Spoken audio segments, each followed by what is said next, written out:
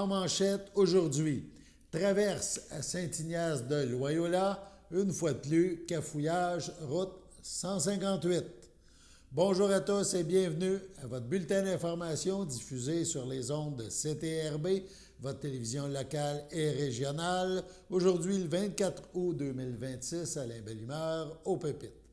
Alors que des voies d'accès menant à Montréal étaient fermées pour travaux samedi dernier, le service de traversier entre Saint-Ignace de Loyola et Sorel-Tracy a vu une fois de plus son utilisation gonflée de mesures démesurées.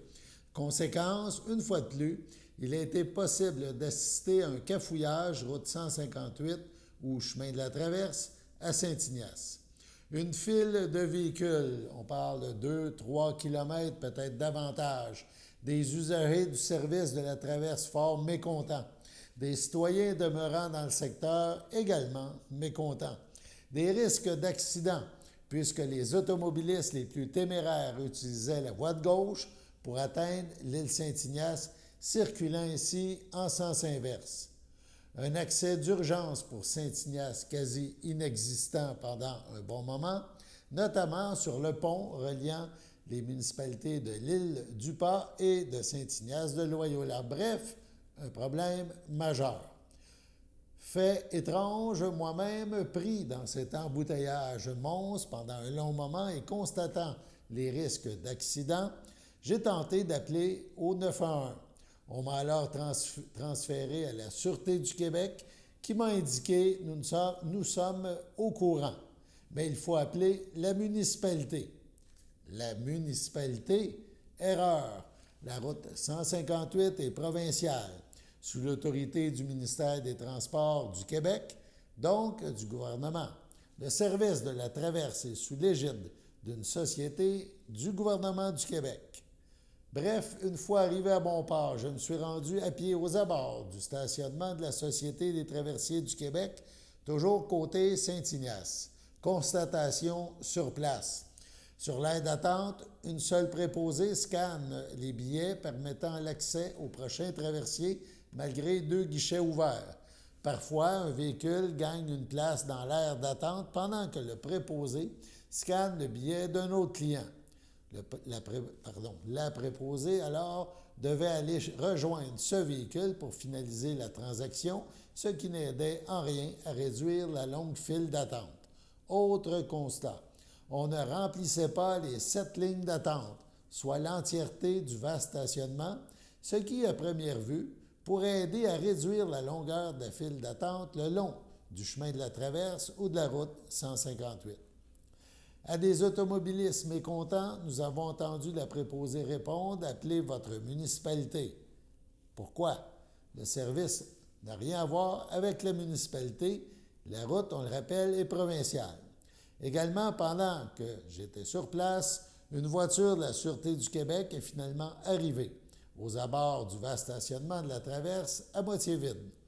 Une longue discussion entre policiers et préposés, plus de 2 minutes, n'a sûrement pas aidé à réduire la longue file, au contraire. Des voitures et des camionnettes dans ce genre de cafouillage ont bien cherché à couper la file, ce qui n'a fait qu'augmenter la tension sur le site. Nous avons vu les policiers ordonner à quelques automobilistes coupe-file de retourner à l'arrière, sûrement au grand plaisir de ceux et celles qui patientaient depuis un bon moment. Autre problème dans ce genre de cafouillage, les GPS, devant ce genre d'obstacles, invitent les automobilistes à contourner par diverses rues du village cette longue file. Ces véhicules finissent par devoir couper à leur tour la file d'attente, faisant d'autres mécontents. Bref, au cœur de ce cafouillage qui aurait pu être dangereux, cafouillage qui n'en est pas à sa première fois, CTRB a pu rejoindre la mairesse de Saint-Ignace de Loyola, Evelyne Latour, bien sûr au courant du problème et cherchant une façon de le résorber. J'ai demandé, nous a-t-elle dit, à la Société des traversiers du Québec un plan d'urgence, de mentionner la mairesse Latour. Finalement, vers 15h30, la Société des traversiers du Québec a autorisé de façon temporaire la gratuité du service afin d'accélérer l'embarquement et aussi de faciliter le remplissage du stationnement, histoire bien sûr de réduire une file qui n'en finissait plus de finir. La mairesse Évelyne Latour dit avoir parlé au directeur du service de la traverse Sorel-Tracy, Saint-Ignace de Loyola, Benoît Proulx. Je lui ai dit, si vous auriez pris cette décision avant, il n'y en aurait pas eu de problème. La mairesse estime que la Société des traversiers doit réagir plus rapidement, quitte à utiliser le stationnement de l'église qui appartient à la municipalité pour créer une aire d'attente supplémentaire aux besoins pour les véhicules. Dimanche, la Société des traversiers du Québec avait dépêché à Saint-Ignace une équipe de signaleurs pour aider finalement à la fluidité de la circulation.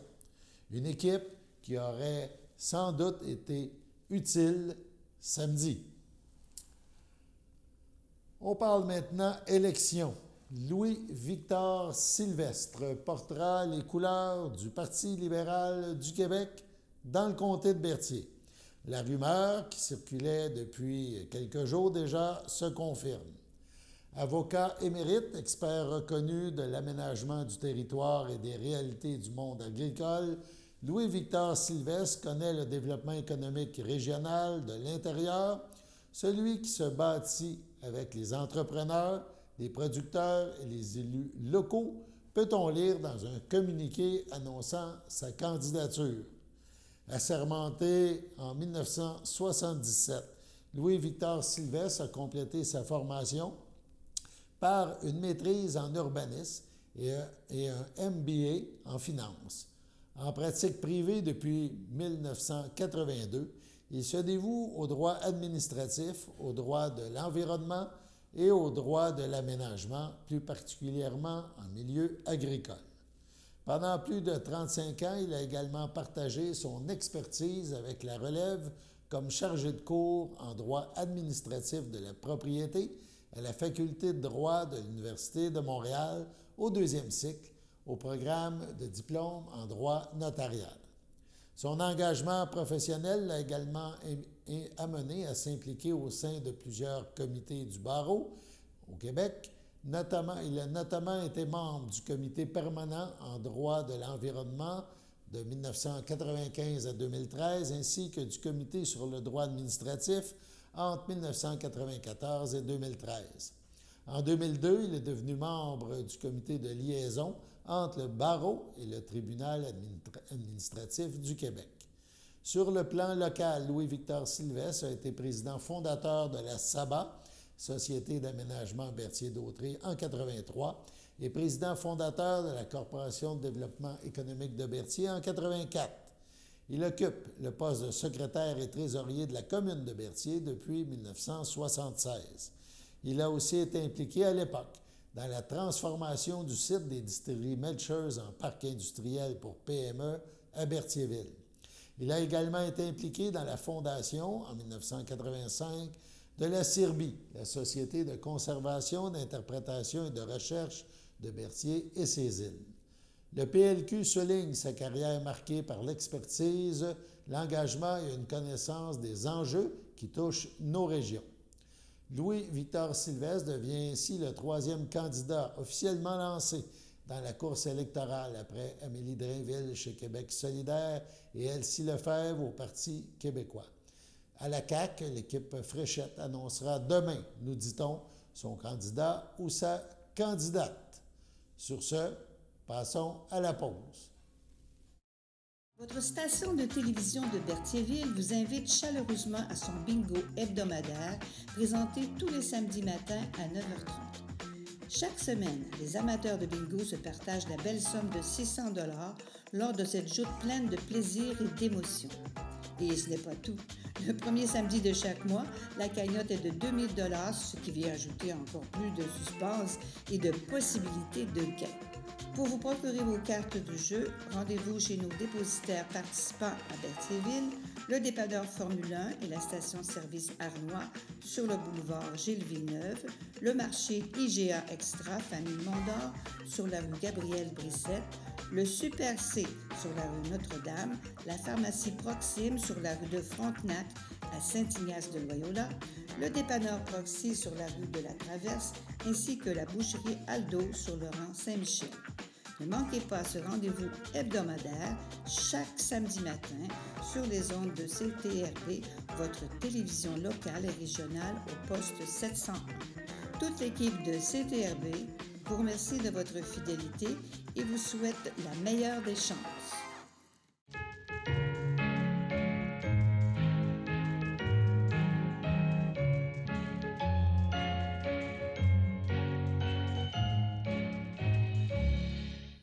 En ce 24 août, voici les anniversaires. La FADOC de l'île du Pas désire souhaiter bonne fête à Denise Laroche et à Jean Benoît. Le CABA souhaite un heureux anniversaire à Jean-Philippe Branconnier. C'est votre anniversaire aujourd'hui, en ce 24 août 2026. Eh bien, toute l'équipe de CTRB vous souhaite un heureux anniversaire. Le projet Expédition Saint-Laurent 2026, c'est une grande tournée environnementale qui a fait escale dans plusieurs municipalités riveraines et côtières du Québec. Ça a débuté le 6 août dernier, ça s'est déroulé jusqu'au 21 août dernier aussi. L'équipe d'expédition, composée de restaurateurs écologiques, de scientifiques, de plongeurs, d'une cohorte jeunesse et de créateurs multimédia, a invité les citoyens et élus à prendre part à ces activités de sensibilisation et de nettoyage collectif à travers la province. L'objectif, retirer de l'environnement un maximum de déchets afin de poser des gestes concrets pour lutter contre la pollution de nos cours d'eau, en particulier la pollution plastique. Suite à leur passage à Saint-Ignace vendredi, on vous présente le résultat de ce nettoyage dans notre coin. Jamie, tu es de retour d'expédition, justement. Tu avais fait 2 allers-retours sur le fleuve. Sais-tu un petit peu dans quel coin tu es allé? Ou, Non, je connais pas assez les îles, mais on s'est promené dans les îles, dans les petits canaux proches. On a retiré 1500 livres de déchets. On a trouvé des vieux divans, des pneus, du métal.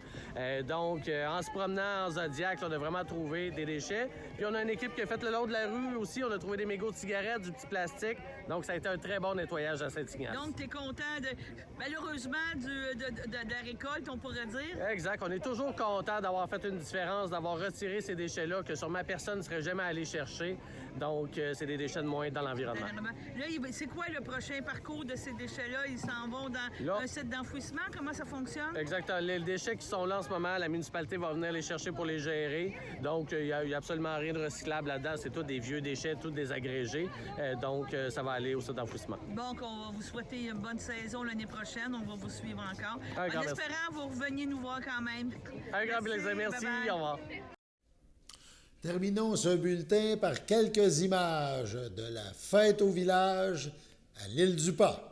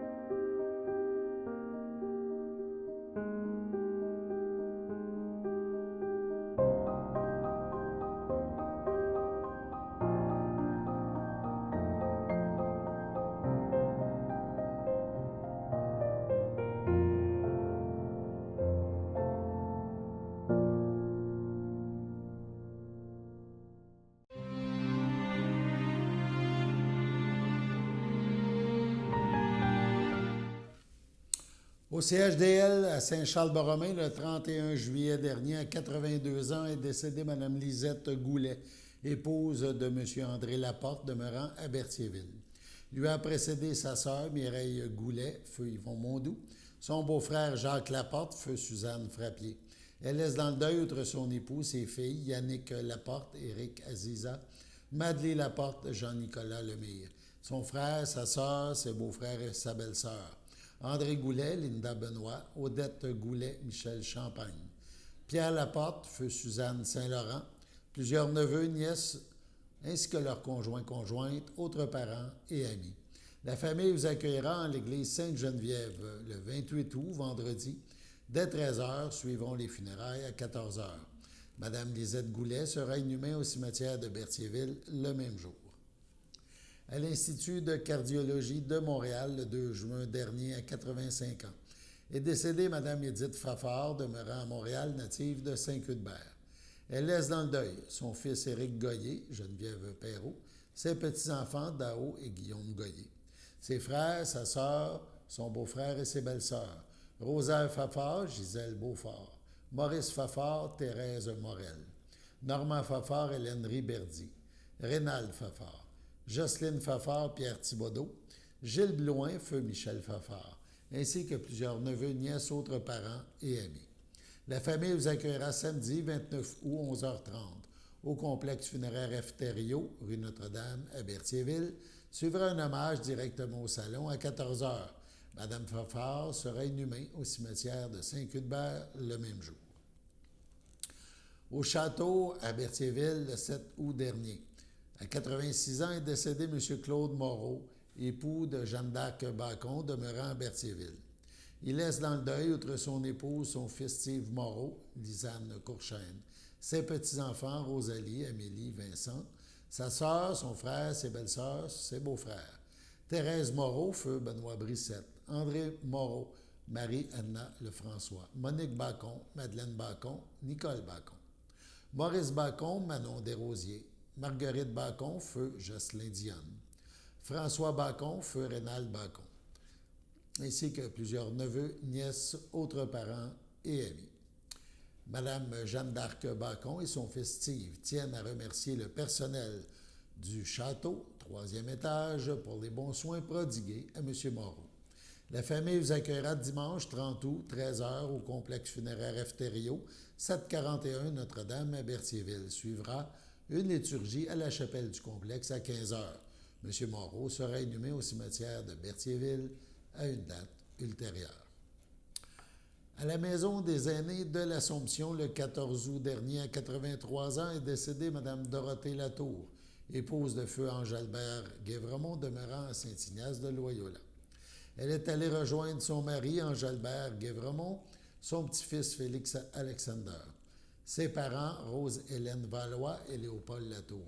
Elle laisse dans le deuil sa fille Annie, Steve Préville, sa petite-fille Ariane Alexander, Louis-Félix Henry, les enfants de Steve, Amy, Samuel Cousineau, et Anthony, ses deux petits coquins, Jake et Mylène, ses frères et ses sœurs, feu Lucienda, feu Ghislaine, feu Huguette, feu Lise, feu Lucie, feu Jean-Guy Latour, Lauriane, Jean-Philippe, France Boucher, feu Lucien Normand, Carmen Robillard, ses beaux-frères et belles-sœurs, Jean-Charles Guévremont, René Rousseau, feu Clément, Raymond Guévremont, René Dumontier, Réginald Guévremont, Joanne Bergeron, Léa Guévremont, Michel Coutu, ainsi que plusieurs neveux, nièces, autres parents et amis.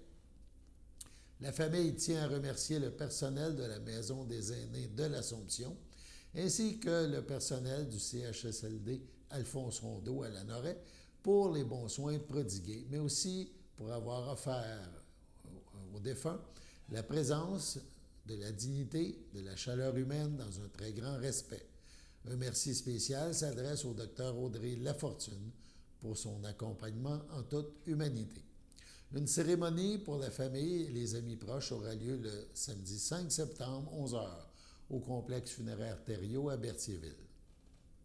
Au CHDL à Saint-Charles-Borromée, le 9 août dernier, à 77 ans, est décédée Mme Janine Croisetière, épouse de feu Gabriel Gervais, demeurant à Berthierville, native de Saint-Barthélemy.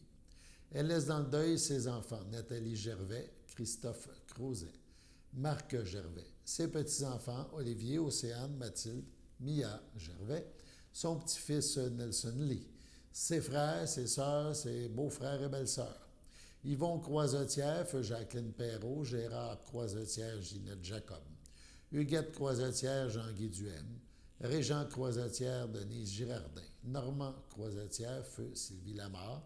Yvon Gervais, Nicole Gervais, Florent Masson. Normand Gervais, Louiselle Lessard. Colombe Lambert, feu Jean-Paul Gervais. Jacqueline Morin, feu Marcel Gervais. Julienne Bastien, feu Claude Gervais, ainsi que plusieurs neveux, nièces, autres parents et amis. La famille vous accueillera samedi 5 septembre, 13h, au salon funéraire F. Thériault, rue Notre-Dame à Berthierville. Suivra une liturgie à la chapelle du salon à 15h. Madame Croisetière sera inhumée au cimetière de Masquinongé à une date ultérieure. Subitement à son domicile, le 16 août dernier, à 77 ans, est décédé M. Alfred Cloutier, époux de Carole Terrien, demeurant à Berthierville. Il laisse dans le deuil, outre son épouse, ses enfants, Annie Cloutier, Éric Cloutier, Amélie Duhaime, Jean-Philippe Cloutier, Jonathan Cloutier, son petit-fils Gabriel, ses frères, ses beaux-frères et belles-sœurs, Gérard Cloutier, Noël Cloutier, feu Pierrette Sylvestre, Pierre Cloutier, Victoire Coulombe, Joanne Terrien, René Terrien, Linda Terrien et Claude Terrien, Manon Terrien, Marie-Joanne Grégoire, plusieurs neveux, nièces, autres parents et amis. La famille vous accueillera dimanche 6 septembre de midi au complexe funéraire Thériault, rue Notre-Dame à Berthierville. Suivra un hommage à la chapelle du complexe à 14h. Les cendres de M. Cloutier seront déposées au Columbarium Thériault à Berthierville. Au centre d'hébergement La Pinière, le 10 août dernier, à 91 ans, est décédée Mme Violette Miro, épouse de feu Émile Destrempes, native de Saint-Cuthbert. Elle laisse dans le deuil son fils Pierre Destrempes, ses petits-enfants Michael et Laurence, son arrière-petite-fille Lexie, ses belles-sœurs Yvette Destrempes, feu Guy Bourgeot, Solange Destrempes, feu Jean-Paul Sylvestre, Janine Brissette, feu Gérald Destrempes, Claire Barrette, feu Jean Destrempes, Gisèle Dénommé, feu Rosaire Destrempes, Lise Tellier, feu Claude Miro, ainsi que plusieurs neveux, nièces, autres parents et amis. La famille vous accueillera samedi 12 septembre, 13h, en l'église Sainte-Geneviève de Berthier. Suivront les funérailles à 14h. Madame Destrempes sera inhumée au cimetière de Saint-Cuthbert le même jour. Au pavillon des soins palliatifs à Saint-Charles-Borromée, le 19 août dernier, est décédé M. Alain Tremblay, retraité de la Sûreté du Québec, conjointe de Louise Dumontier, demeurant à Berthierville. Il laisse dans le deuil, outre sa conjointe, ses enfants, Mélissa Tremblay, Benjamin, Sarah Tremblay, Simon, Debbie Leblanc, Alexandre, Frédéric Leblanc, Héloïse, ses petits-enfants, Maëlie, Evie, Ethan, Jules, Marie-Lou et Vincent, ses sœurs, ses frères, ses beaux-frères, et belles-sœurs. Mireille Tremblay, Robert Tremblay, feu Joanne, Pierre Tremblay, Anna, Yves Tremblay, Marie-Claude, Guy Tremblay, Hélène, Sylvie Tremblay, Pierre, Lynne Tremblay, Normand, Stéphane, Caroline, France Dumontier, Daniel, Luc Dumontier, France, José Dumontier, Sylvain, ainsi que plusieurs neveux, nièces, autres parents et amis. La famille vous accueillera dimanche 13 septembre de 13h au complexe funéraire Thériault à Berthierville. Un hommage suivra au complexe à 17h. Au pavillon des soins palliatifs de Saint-Charles-Borromée, le 4 août, à 89 ans, est décédé M. Rénal Gervais, époux de Lucille Bérard, demeurant à Berthierville, natif de Saint-Barthélemy. Il laisse dans le deuil, outre son épouse, sa fille Isabelle Gervais, feu Jacques Godet, ses frères, ses sœurs, ses beaux-frères et belles-sœurs. Alban Gervais, Nicolas Stigui, feu Luc Gervais, feu Cécile Fafard, feu Grégoire Gervais, feu Nicole Lortie, Michel Gervais, Mariette Hervieux, Marielle Gervais, feu Robert Giroux, Pierre Gervais, Rita Latour, Carmel Gervais, Bernard Bergeron, Madeleine Gervais, Françoise Labbé, feu Alain Gervais, feu Richard Gervais, Yolande Dufresne, Diane Gervais, Armand Marache, Esther Gervais, Richard Gervais, Hélène Gervais, feu Réjeanne Bérard, Solange Bérard, feu Gilles Toupin, Maurice Bérard, Julienne Millot, feu Monique Bérard, feu Roger Morin, ainsi que plusieurs neveux, nièces, autres parents et amis. La famille vous accueillera samedi 26 septembre midi au complexe funéraire Thériault à Berthierville. Suivra une liturgie à la chapelle à 14h30. Les cendres de M. Gervais seront déposées au Columbarium Thériault à Berthierville. Sur ce, passons à la météo.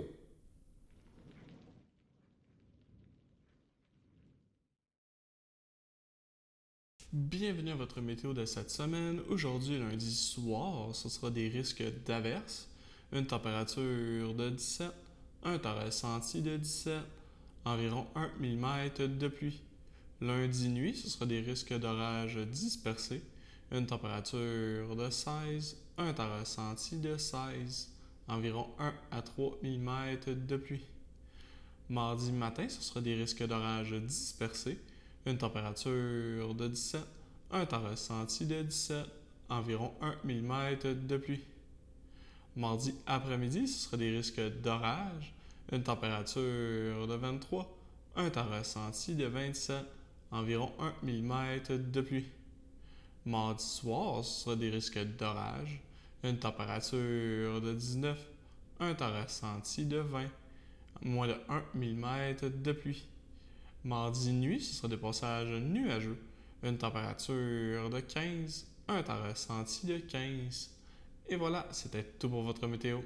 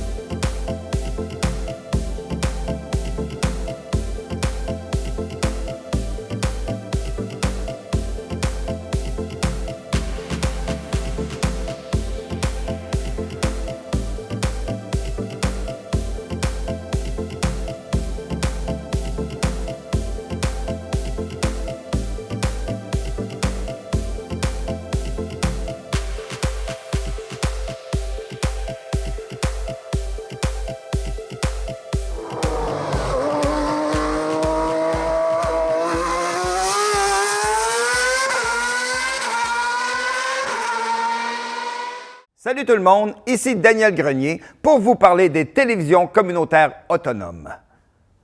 Pourquoi? Parce que c'est important et que, même sans l'aide d'un magicien, elles risquent de disparaître. Yeah! J'adore les jokes de magie. Je vais continuer. Yes! La première fois que j'ai fait une entrevue à la télévision, c'était à la télévision communautaire des Bois-Francs. Oui, moi et mon groupe d'humour, nous avions fait une entrevue et même 2 sketchs.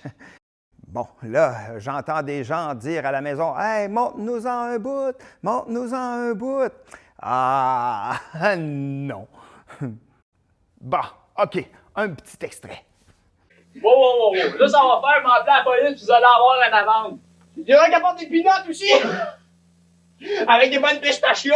Grâce à cette expérience, j'ai appris que faire de l'humour devant personne, ça rit moins. 42 télévisions, situées dans 15 régions administratives du Québec. Elles parlent des enjeux locaux et font rayonner les citoyens en leur donnant accès à un média accessible. Je la savais par cœur, celle-là. Ensemble, encourageons les télévisions communautaires autonomes. Oh, ça roule encore?